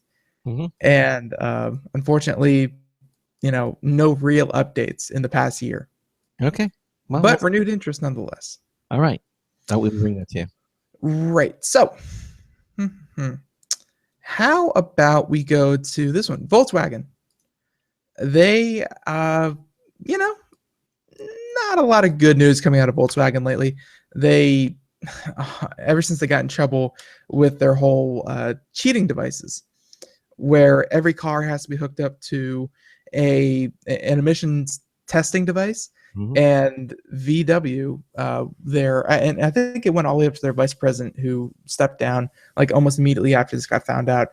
And in fact, there was a story just the other day that we didn't get to about how the vice president of Volkswagen actually showed an email from about 2 years before the story broke about how he knew about the cheating devices. So the whole story the whole scandal of the cheating devices in Volkswagen cars, happened for a long time, and then were known about. So Volkswagen, they got in a lot of trouble, justified, for those. And here we have from Ars Technica, Miss Cassandra Kaw is from the UK, mentioned that Volkswagen told it must make electric cars in the US, as in must make electric cars in the US. The German car maker could also be told to help develop network of charging stations, probably as some form of repayment for, essentially cheating emission standards for so long. So, and this is just crazy to me. Volkswagen is reportedly being called to make restitution for the recent diesel emissions cheat scandal, which has severely clouded the car giant's reputation. And this is where the U.S. Environmental Protection Agency has asked Volkswagen to produce electric vehicles in its factory in Tennessee. The car maker has also apparently been told to develop a network of charging stations, because what good are electric cars if you can't charge them anywhere but your house? Why would you want that when you just have to go out and get a gas car anyways? And of course, the EPA and Volkswagen were very tight-lipped about the negotiations going on, but the company declined to comment on these specific details when quizzed. So the Volkswagen emission test cheating saga broke last year when the U.S. government claimed that the German car manufacturer had installed defeat devices that rendered inoperative elements of the vehicle's emission control system. So yeah, for anyone out there who does not know the fallout from all that, the U.S. Department of Justice sued the company, which had been forced to recall 500,000 Volkswagen and Audis in the wake of the nitrogen oxide emission scandal. And the DOJ alleged that Volkswagen had installed defeat devices in over 600,000 diesel passenger vehicles in the U.S. And on top of that, the German car giant was accused of misleading federal regulators. So yeah, the DOJ and the EPA were none too happy with them. So yeah, I think we'll leave it off there. But if this is true, more electric cars as restitution. Yeah. I think most people, even with the cheap price of gas nowadays, I mean, I have friends who they're in not Minnesota, North Dakota. There we go. And they have gas prices of about 98 cents a gallon, under $1 a gallon. Yeah. So, I mean, it's even with the cheap price of gas, I think people are so jaded after paying, in some places $5 a gallon for so long, $3 a gallon, $4 a gallon. I think people, even though gas is so cheap right now, they're really like their eagerness to get an electric car really hasn't subsided. Like, they still want fuel efficient cars, even though the price at the pump really isn't that bad. Yeah, it isn't. It's come down enormously. Some parts of the country, they actually boast that it was under 99 cents for a gallon. And we haven't seen under $1. I haven't seen under $1 a gallon prices for so long. It's been a while, but even so, even with under $1 gas, people want electric cars because they know that these low gas prices, they won't stay around forever. No, they won't. And companies like Tesla are trying to make that happen. So this next story here from Engadget, I tease is Google Fiber is finally coming to Alabama. Finally. Through a city-run network. See, until now, Google has had to build fiber's gigabit networks the hard way, not either from scratch or by making some deals using some existing lines. Well, it's about to try something new. Google is bringing fiber to Huntsville, Alabama, by using a not yet finished municipal network. See, Huntsville Utilities will design and construct the fiber optics, while Google and other providers will simply ride on top. There's no timetable for when Google Fiber will be ready, because that's basically contingent on Huntsville So you shouldn't expect to sign up anytime soon. The expansion to Huntsville may seem odd at first blush when Google Fiber is focused on either large cities or smaller towns with ready-to-go networks. So a little town, a little burg, if you will, with roughly 180,000 people isn't exactly a lucrative market. However, Google sees this more as a proof of concept for gigabit internet than anything else. See, Huntsville has an extremely high concentration of engineers and scientists thanks to its biotech and space work, and it could really use those breakneck speeds to shuffle large amounts of technical data. Also, the use of a city-run network shows that Google is more flexible on its rollout than you might have thought before. It would rather give up control of the fiber cables than risk missing out on a chance to expand its reach. Now, it's doubtful that Google Fiber will become ubiquitous anytime soon, but you could see it become a relatively commonplace option in those towns where gigabit-class municipal broadband exists. So there you go. A slightly different bent on how they're going to accomplish this, but certainly, I think, of interest. Mm-hmm. And if it's successful, maybe we'll see more of it come to smaller towns more quickly. Honestly, I really don't even care if Google Fiber comes to those towns. I think it just shows that if a city really wants to improve their infrastructure with gigabit, fiber service, nothing against Alabama. I'm sure we're going to make a lot of jokes about Alabama and how they seem to be, kind of the reverse of technically avant-garde than any other city that we've talked about.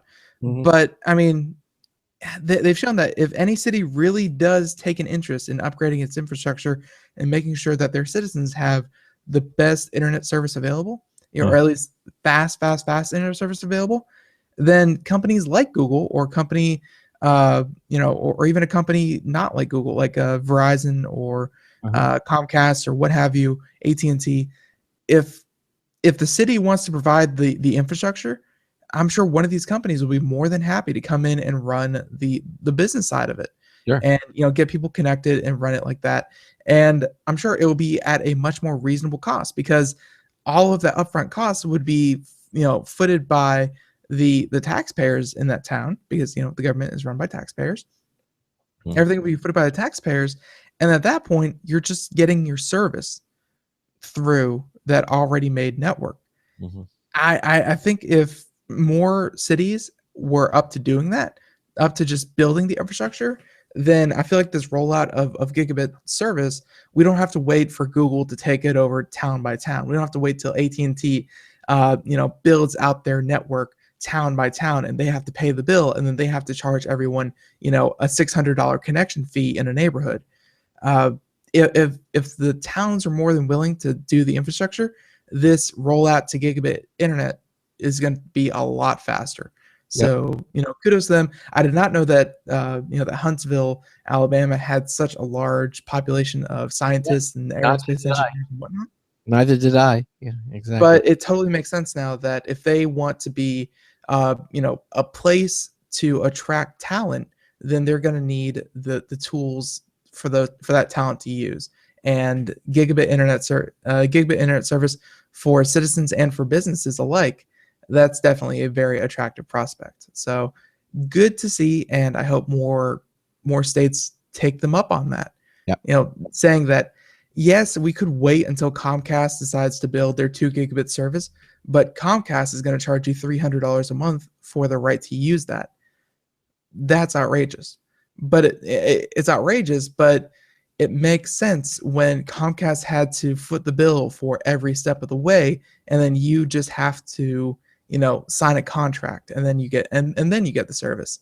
If local governments could meet them halfway, it would be much cheaper and much faster. Mm-hmm. Okay. I feel. Yeah, no, I would agree with you. Definitely would agree with you, and it's a move in the right direction. If a town can get the initiative to lay down the infrastructure, we've seen it before, and we also saw that in Tennessee, which was this article from Engadget, by the way. There are other articles that they link to, and Tennessee was one of the other ones where the city wanted to lay down gigabit service, but then they were sued by Time Warner, I want to say. They were sued by Time Warner as anti-competitive behavior. That if they put these in, then they'd be taking away all these customers away from their services, which would make sure that people wouldn't be using them, and then they couldn't compete with the government-run option. And of course, to have a private company say what the will of the people is didn't settle well with a lot of people. So yeah, that makes sense. Okay, do we have time to start another story here? Could we have about a minute and a half? Yeah, we can start one early. And here's one that makes complete sense. When you think about it, you say to yourself, "Oh, of course, why not? This is freaking brilliant. Why haven't we done this sooner?" And again, once here, you're going to say to yourself, "We need this now, and it's totally possible now." So yeah, and this is an article from Engadget, and Visa, yes, the card manufacturer, thinks that your car should pay for its own fuel. Yeah. So, and of course, the jury may still be out on the usefulness of the Internet of Things, and of course, we're going to have to finish the story when we come back from the break. But the payments giant Visa is 100% sure that it doesn't want to miss out. And where we talk about wearables, automobiles, appliances, basically anything that can have a connection to the internet will, and Visa wants to be part of it and part of your car. Right. So when you pull into a gas station, your car is going to pay for the gas. It will sense itself, and it will, essentially pay, not through its own money. I mean, the car's not going to have money, but using your money, just pull in, fill up, drive away. That simple. Which I think is actually kind of cool. Really. Makes complete sense. Yeah. Well, we'll talk a little bit more about that when we come back. We're at the bottom of the hour. We take a little break. We again have a brand new news tips bulletin review from Marty Winston. This time talking about the InSinkErator evolution. Ooh, that's all coming up. We'll be right back. This is Computer America. Hi, this is Craig Crossman, host of the Computer America Show. You have important meetings to schedule. Your company's getting ready for its IPO, and you're in charge of the PTA fundraiser this month. So how do you coordinate everyone to be available at the same time? Are you still using emails, phone calls, even text messages to schedule meetings with a group of people? How's that working out for you? That's so great, huh? It's a fact that every day, millions of people suffer from scheduling headaches.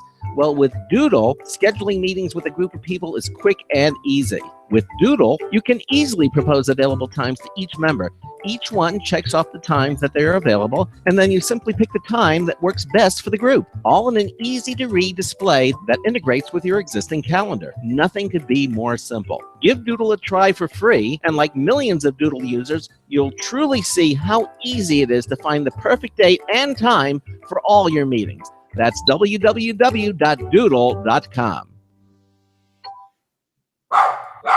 Looking for a best friend? Brother Wolf Animal Rescue has your best friend waiting just for you. The mission of Brother Wolf Animal Rescue is to help build a sustainable, no-kill community where no dogs or cats are ever killed for population control, where true euthanasia is reserved only for animals who are irremediably suffering or for animals who are truly a threat to society and with no hope of rehabilitation. Brother Wolf staff and volunteers go door to door, neighborhood by neighborhood, to educate citizens about local resources available for at-risk pets and to help their families connect with those resources. Brother Wolf's community-based approach to no-kill helps keep family pets healthy, happy, and in their homes and out of the local shelter system in the first place. For more information or to make a tax-deductible donation to this wonderful 501c3 organization, visit their website at www.bwar.org. Help to realize Brother Wolf's vision when no animal is euthanized for lack of a home. Who's a good boy?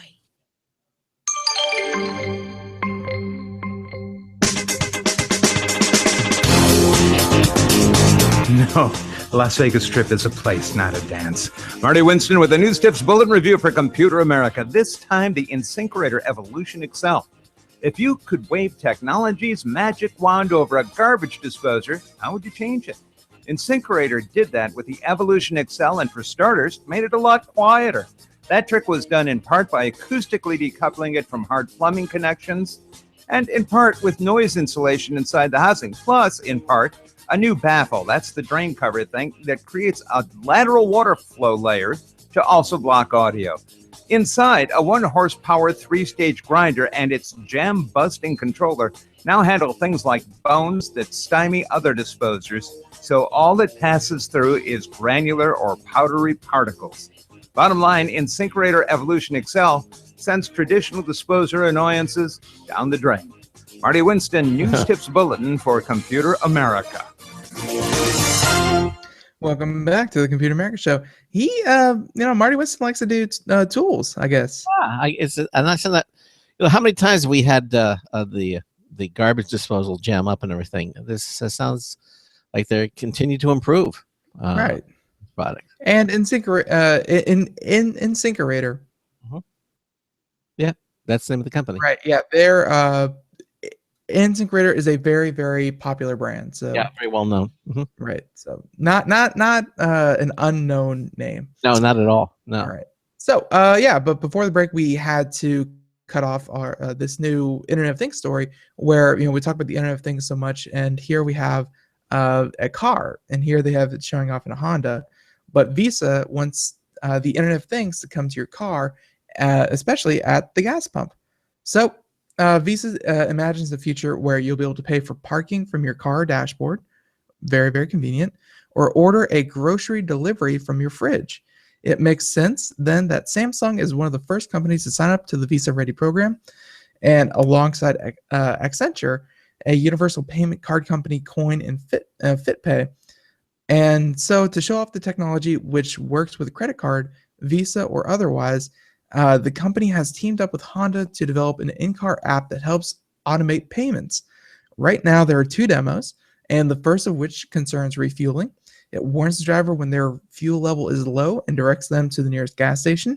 And once the car arrives at the pump, the app calculates the expected cost and allows the driver to pay for the fuel without having to leave the vehicle.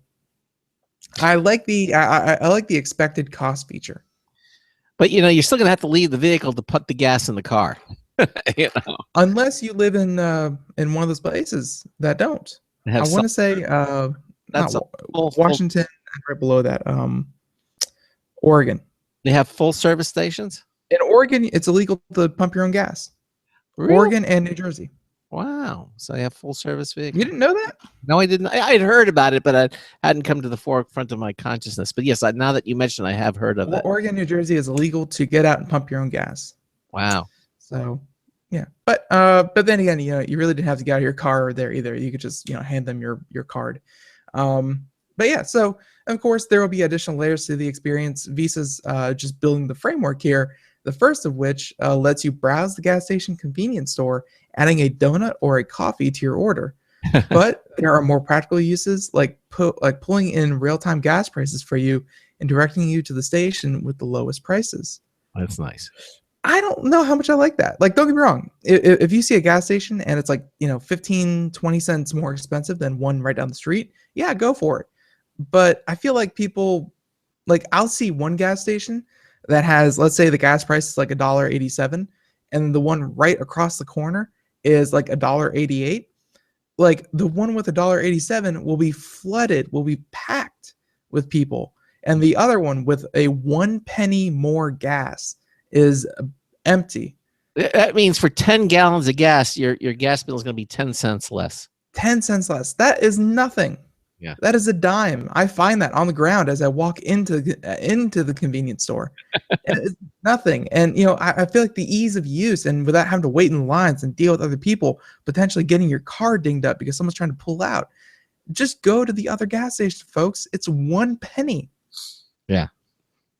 Oh my God. So anyways, the second demo is all about parking, where Visa imagines a world where parking meters have Bluetooth LE or some similar technology. And when your car enters park mode, it'll automatically detect the space that you're in, tell your tariff options, such as $2 for 20 minutes, $5 for an hour, blah, blah, blah, and let you make a payment with one click. So of course, it'll automatically extend the payment for as long as necessary, but some spaces have a hard limit on how long you can park. So to that end, the parking demo pairs with a companion app so you can keep an eye on how long you have until you have to return to your car. I have an app like that now. In both towns that we usually frequent, I actually downloaded an app to do that, and it's extremely convenient. You don't have to feed the meter. The app actually lets you know. You can actually see a countdown, so you can see how many minutes you have. And also, one of the nice features is that that app also will, if you forget exactly where you parked your car, it'll take you back back to the car where you left where you were the meter. It'll actually take you back to the actual meter where your car is parked. It has a lot of interesting, nice features. And we're seeing more and more of those pop up now in municipalities everywhere. And to have something like that, obviously you won't be able to use that in the car because it's in the car, but everything else sounds like it's a nice feature, because how often you get to a parking meter and you don't have to change or the rate change, and now you can just do it yourself, with your app. That's kind of nice. Yep. So, as it should be. I feel like a lot of these, tools of yesteryear, the parking meter, I'm sure they're revolutionary back when you had to squeeze the people for money, any which way you could. Of course, something better would be free parking, which I'm sure they had at one point. But parking meters, I feel like if they can be brought into the 21st century so fast, I feel like a lot of things could be.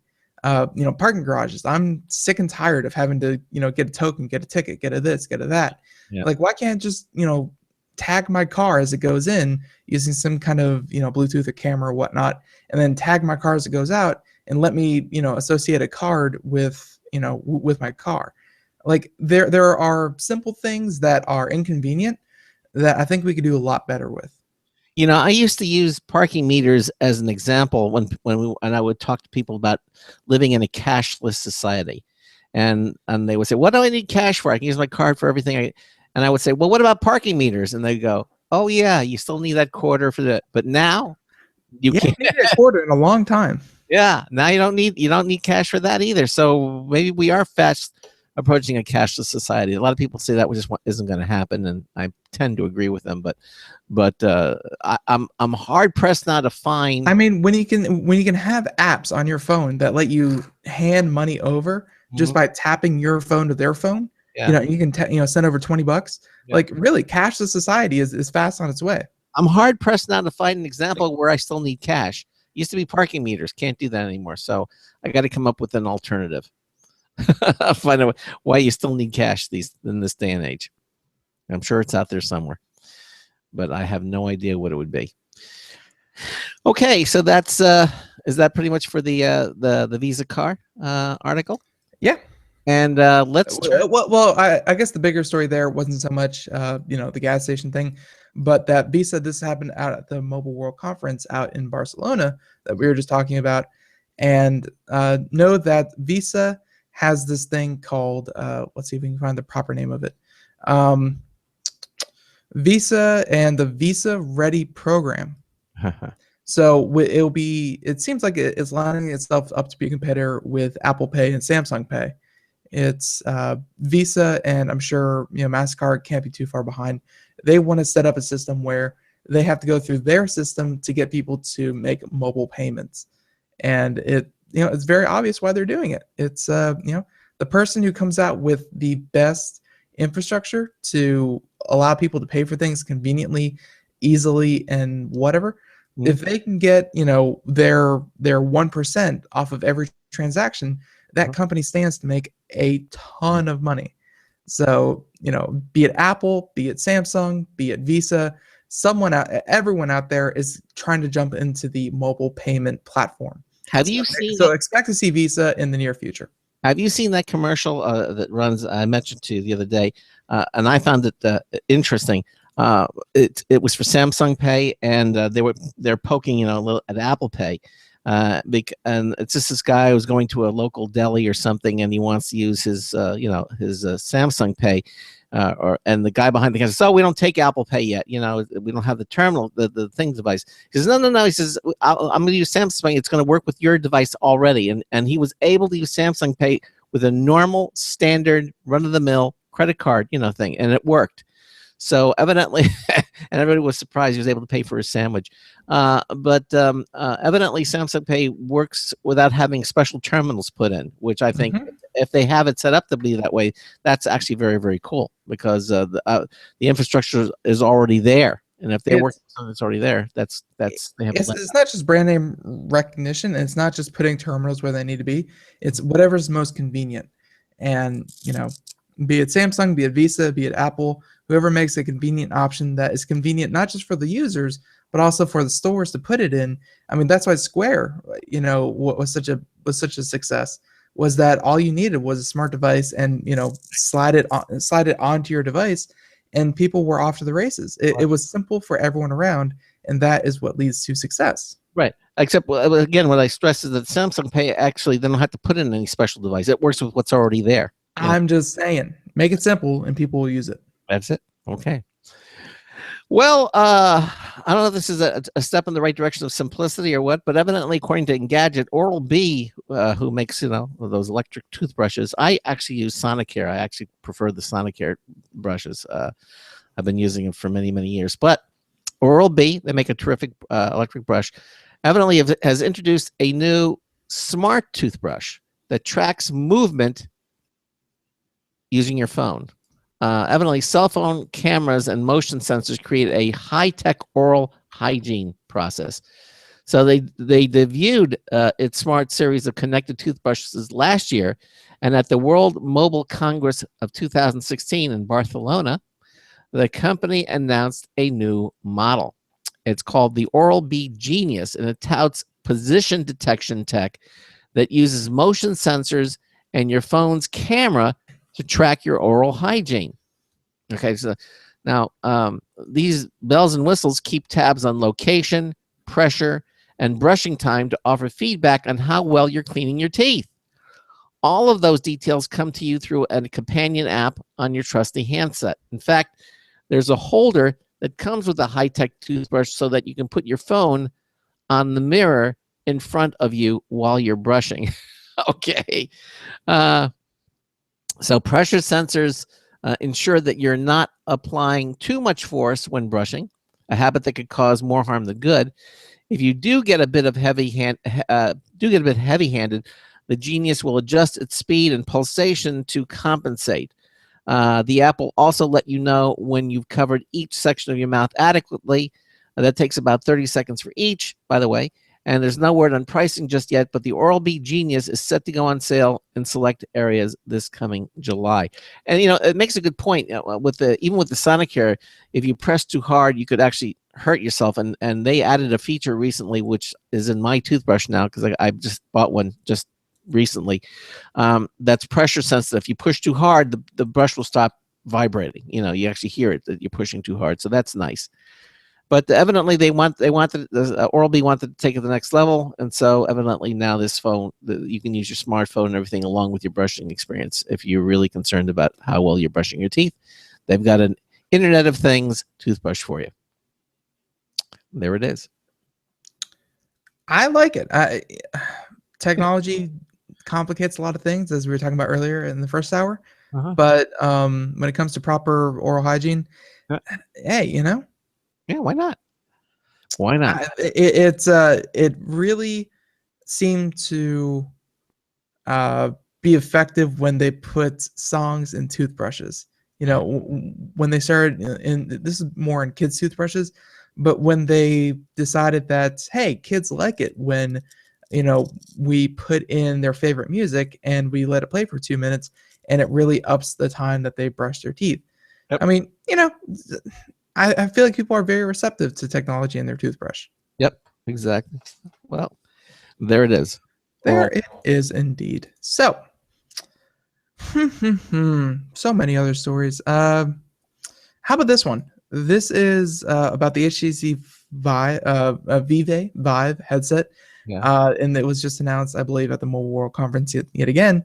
But this one actually has a price point for this headset, and this is this is virtual reality. This is not augmented reality, virtual reality. So a direct competitor to the Oculus Rift, and the Oculus Rift came out not too long ago, and it was like $650 or something like that, and it was just crazy, crazy expensive. Mhm. And I was like, well, hopefully the Vive can do better. Well, here we go. This is from Max and PC, Paul Lilly, and the HTC Vive headset pre-orders kick off on February 29th for $800. $799. Come on. So not at all. In fact, about $100 more expensive Yeah. than their competitor. Uh-huh. So yeah, and the HTC announced that it is opening pre-orders for the first consumer edition of its forthcoming Vive headset on February 29th, a week from today. And starting at precisely 10 a.m. Eastern, a full commercial availability will follow in early April, which is when the initial batch of pre-orders will ship. Though it remains to be seen if the Vive will see the same level of interest that the Oculus did when opening up pre-orders for its competing Rift headgear. How did that do? Do you know? I mean, I have not checked into the pre-order numbers, but not a lot of people were happy with the price point. But you know, the people who were going to be happy with any price point, I'm sure jumped onto the pre-orders immediately. So yeah, where HTC is at a disadvantage, its price, the company announced that it's charging $800 for its consumer edition kit, which is $200 more than the Rift. Helping to soften the blow, HTC is also including 2 wireless controllers. And again, if you're watching the video, you can see the wireless controllers here. Yeah. They look futuristic, to say the least. Amazing, yeah. They look futuristic, to say the least. Yeah, so, and plus room scale movement sensors. So 2 free virtual reality titles, which will be Alchemy Labs, Job Simulator, and Northway Games Fantastic Contraption, and of course the Vive headset itself. As an added bonus, the consumer edition will ship with an updated head strap and integrated phone functionality, where the latter of which will enable Vive owners to answer incoming calls, respond to text messages, and more directly through the headset. So, you know, if someone tries to call you or interact with you on your phone, it will just pop up through your headset. That's kind of slick. As I recall, the Oculus, the package that we saw, only had one VR controller, and although it did come with a nice looking case, but that was about it. Right. Well, these controllers, you know, just from what I'm looking at here, it seems like it'll have 2 controllers, as in one for each hand. You know, it'll be like you'll be controlling it through that. The Oculus Rift has a more traditional, you know, one controller, but that one controller is for both hands. But it looks more. These controllers are less of the push button type, and it looks like more that will work. To me, it looks like that you slip your thumb through it, and then you kind of have it like you kind of have your hands in like a gripping position. Rather than holding something like a controller. Like you actually grip these and you slip your thumbs through it, and then you can, you know, kind of work the controls in each hand. Now, what are the 2 little black boxes in the background there? Those are the the room scale movement sensors. So, you know, if you want to stand up with this thing on your head so that you can move around, and, you know, depending on which game title that you play, that's going to have some functionality in itself. It's going to let you kind of like the Kinect, where you can kind of move around the space and interact that way. You set these up and you'll have the same thing. It looks to me like this HTC is going to be more sophisticated than the Oculus Rift initially, but it seems to have more functionality, because I don't think the Oculus has the room sensors, does it? No, it does not. Everything in the Rift is kind of built into the headset itself. So, you know, it is what it is, but this one definitely seems to be coming with a couple more peripherals. That is, you know, that's probably going to make this more sensitive. But at $200, it better come with something, dang it. Yeah, it does. Yeah, so, and they have a quote here from the chairwoman and CEO of HTC saying that from the beginning, Vive has been at the forefront of virtual reality, with HTC pioneering several groundbreaking technologies. They said that since announcing Vive this time last year, we have worked tirelessly with Valve to deliver the best VR experience on the market, winning multiple awards and receiving critical acclaim from the media, consumers, and the industry. While with the Vive Consumer Edition, We are now able to realize our ultimate vision, bring Vive into homes around the globe so people can experience immersive virtual reality in a way that fires the imagination and truly changes the world. Now, one thing here that you skipped over, but you're going to guess is the next paragraph, is that evidently HTC has a collaboration with Valve. They're saying that's another selling point to this. That's not with the Oculus Rift. Right. No, the Oculus Rift was purchased by Facebook. So, they have a couple other titles or a couple other companies that have been working closely with the Oculus Rift. And the Oculus Rift, let's face it, I think got more publicity from the get-go because it was kind of the first. It was the first, and then it got purchased by Facebook. But because it was the first, a lot of the gaming companies kind of latched onto that title. So people were using the Oculus Rift as their blueprints. If you want to make a virtual reality game, you're probably going to do it on the Rift because it had the most notoriety, and you want to be on the most popular system because the most people play your game. But having Steam on your side, Steam has lots of users. It's like the most popular digital distribution platform, and they are definitely a good they're a good company to have in your corner whenever you want to push this towards gamers. So, and of course, the article sums up here saying that, like the Rift, the Vive must be tethered to a relatively powerful PC, and of course that's a separate cost. There aren't any recommended specs yet, but with pre-orders kicking off next week, they'll probably have to divulge that soon because this was a problem with, or not really a problem, but this was a fact of life with the Oculus Rift, was that you're probably going to need about a $1,500 to $1,800 computer to power it, in terms of hardware specs.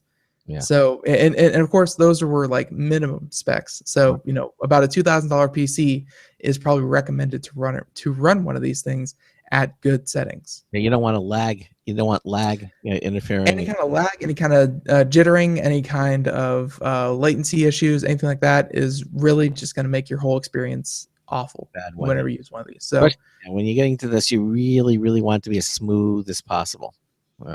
So yeah, and I will say that I did have the opportunity to try the Vive here, out at CES this year, and I got to say, it was very, very responsive. I don't unfortunately they didn't. I actually asked them, what specs are you running on that computer, because they had two tiny computers, but you could see they were running some pretty serious hardware in there. But they're like, we really don't want to give out that information. I'm like, but it's sitting right there. Just tell me what that one right there is running.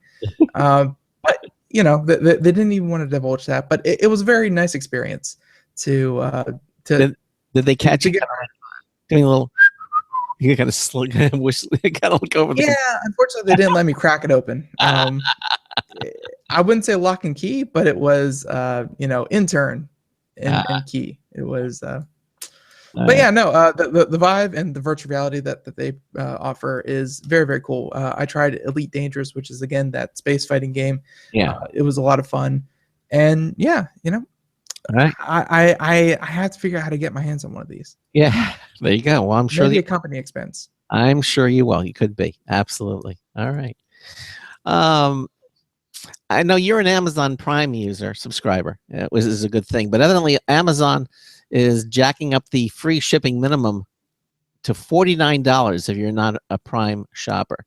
It used to be $25, and then with the 30, now it's going up to $49. So if you basically you need to spend a minimum of $49 to qualify for free shipping if you're not a Prime member.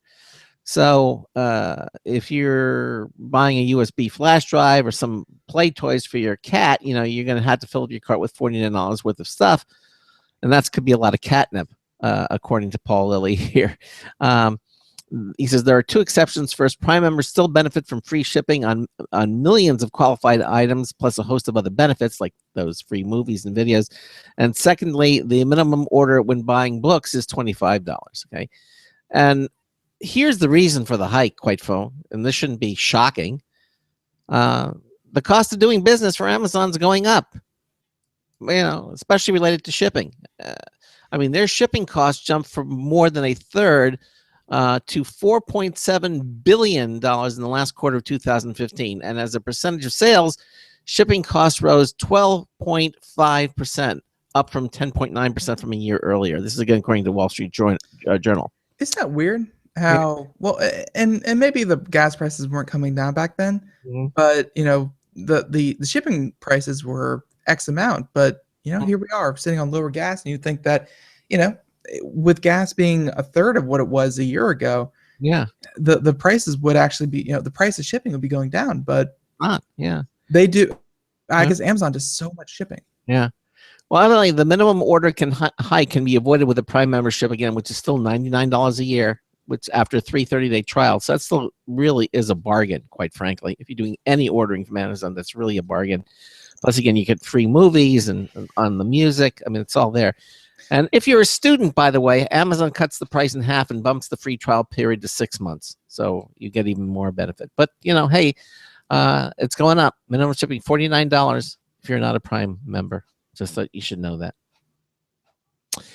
And I think and someone pointed out that Amazon is doing the economy of scale, where let's face it, they do so much business that the only way they're going to make money is if not on individual shipping orders and making you pay for it.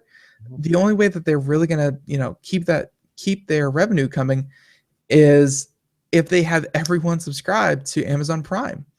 And let's face it, they're making it more and more enticing with every little thing they do, where people, it just makes sense to get Amazon Prime. It does. So, 60 seconds. We are out of time. Again, I want to thank Simple Matters for being here on the show and talking about the Ditto.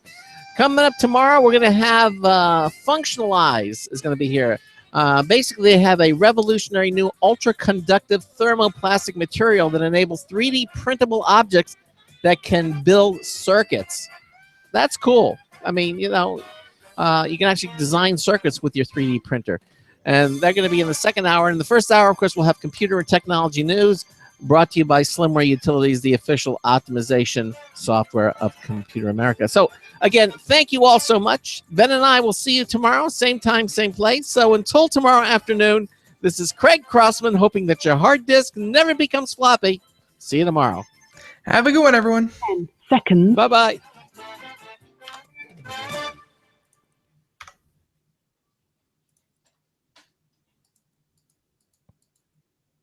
Thank you for using Blog Talk Radio. Goodbye. Okay, again, thanks for watching on our live video stream. Ben and I will see you tomorrow. Take care, everybody. Bye-bye. Bye.